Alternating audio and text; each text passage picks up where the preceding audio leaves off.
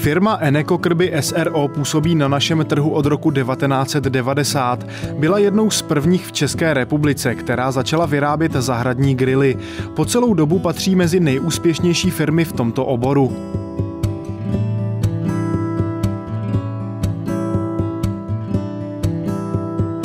Protože se řídíme heslem v jednoduchosti je síla, sestavit krb od nás je velmi jednoduché.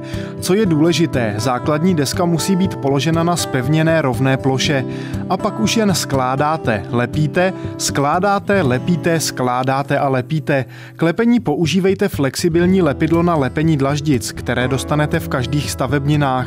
A kdyby vám třeba nevyhovovala současná výška grilu, můžete si jej nastavit přídavnými komínovými nástavci.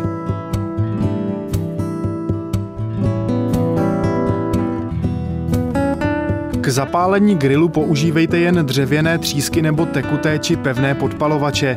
Grilování provádějte na dřevěném uhlí nebo dřevěných briketách. Když grill pěkně žhne, přichází na řadu naložené maso. Na grilovacím roštu ho postupně prohřívejte po obou stranách. Dbejte hlavně na to, aby zůstávalo neustále šťavnaté.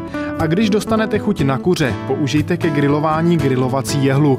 Otáčet můžete ručně nebo pomocí elektrického motůrku.